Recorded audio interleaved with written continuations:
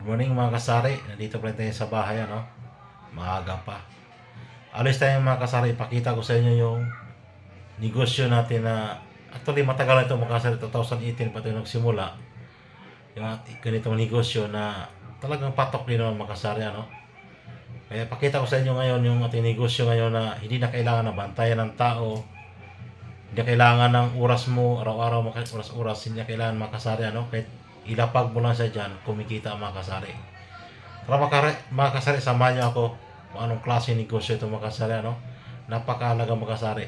Kasi kumikita kahit hindi natin binabantayan. Tara mga kasari, samahan niyo ako. At nandito na nga tayo mga kasari, ano? Nandito ako sa kabilang bahay namin. Ito yung bahay namin na pinapaupahan mga kasari. Itong bahay na yan, yung gate na yan, pinaparintahan ko yan mga kasari. May kwarto din yan mga kasari na 7 kwarto mga kasari, ano? Tag 3K ang isang kwarto niyan. Ngayon mga kasari, ito naman yung sinasabi ko sa inyo na business na bukod sa paupahan din mga kasari, nandito rin tayo, may window rin tayo sa gate ng ating paupahan na bahay. Kung mapapansin nyo mga kasari, isipin natin na kunti lang yata kinikita niyan. Oo nga mga kasari, kunti lang kinikita niyan. Ngayon mga kasari, malalaman mo natin ngayon kung magkano kinikita natin sa isang kinsinas mga kasari. Ayan na mga kasari, bubuksan natin yung window natin ngayon kung marami ba ang laman mga kasari ng ating window. Bukod sa window mga kasari, may paupahan tayo, may piece wifi tayo mga kasari. Ayan mga kasari, yung ano natin, ano, ayun, maraming laman mga kasari. At maraming tagbibinti dyan, 10, kunti lang ang piso yan mga kasari. Kaya sigurado ako mga kasari, marami-rami ang bibilangin natin mamaya mga kasari, ano, pagdating sa bahay. Sa mga gustong magnegosyo to mga kasari, napakaganda nito kasi hindi natin kailangang ibantayan oras-oras, minuto-minuto. Ang simula ito mga kasari, yun mahirap kasi ang puhunan ito. Pero pag nandyan na yung puhunan mga kasari, kagaya ng window na ito, pag naikabit mo na yan at tuloy-tuloy yung wifi mo, kikita at kikita ka dyan mga kasari, ano? Hindi ka talaga masisiro yan araw-araw, lalo na sa panahon ngayon. Masyado ang ating mga kabataan, masyado ng abala sa cellphone. Kaya hinahanap nila yung piece wifi. Ayun mga kasari, oh. Mapapansin yung maraming laman yan. Kasi tansya ko nito, malaki-laki rin to, hindi to bababa ng 6,000. At pagkatapos naman ito makasari para matuwa yung ating mga suki, nabibigay rin tayo ng free wifi. Ayun, oh. Nabigay tayo ng halagang 2 oras na free wifi dyan makasari, ano, kung tayo ay mag-queens out. Kaya sila nandyan nakapila kasi naghintayan sila ng free wifi makasari. Yan yung paano natin sa kanila, pagkonsuelo makasari, ano.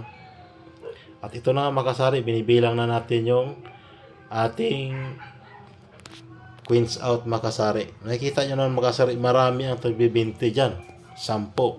Konting-konti lang ang tagpipiso nito makasari. Ayan. Kaya tulong-tulong kami mag-asawa para matapos na agad itong bilangin kasi mahirap to. Ano makasari, nahirapan ako nito magpapalit sa bangko pag ganito kasi mabigat.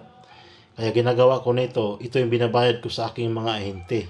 Kaya dito ko nakakalamang makasari kasi pag i-deposit ito sa bangko, napakahirap pa kasi sobrang bigat nito. Kaya ginagawa ko, hinati-hati ko yan sa aking mga, dito doon sa aking tindahan. Halimbawa kung may maningil na ahente, hati-hati sila dyan. Yan yung binabayad ko sa kanila makasari, yung barya hanggang maubos yan makasari. Kaya malaking tulong din kasi yung iba, halimbawa kung may pa si wifi, mahirapan sila magpapalit ng tigpipiso, tag-20 kasi mabigat talaga yung makasari, no? Mahirap yung papalitan sa bangko. Kailangan pa talaga yung itemize, hindi yun pwede na halo-halo yan, iba-ibang kulay, kagaya ng 5 piso, kaya kailangan yung bagong 5, bagong 10, nakabukod din makasari at saka yung luma.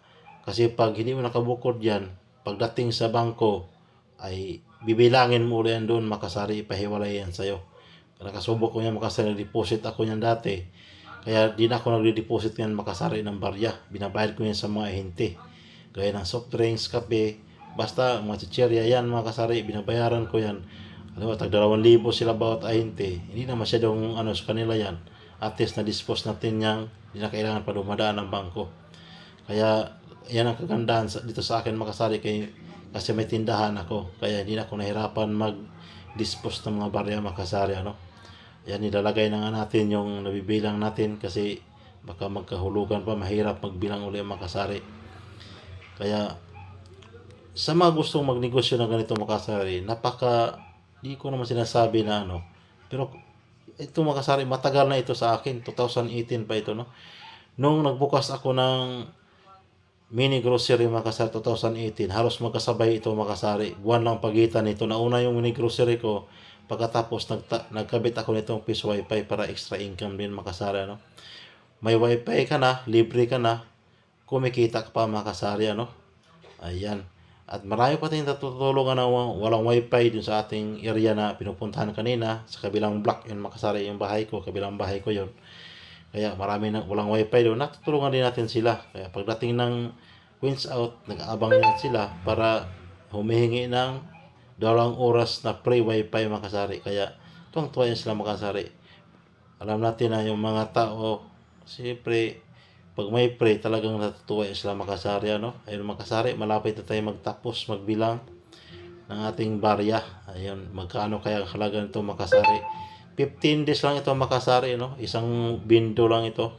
Kasi yung actually mga kasari, balik ano tong Wi-Fi ko eh. Piso Wi-Fi ko bali ano to. Tatlong bindo to, kaya lang nasira yung dalawa, kaya isa lang gumagana ngayon, sa ngayon mga kasari. Kasi yung iba, under-repair pa yung dalawang mga kasari, ano, under-repair yung dalawang bindo machine to. 1, 2, 3, 4, 5, 6, 7 2, 4, 6, 7 7,700 pesos 15 days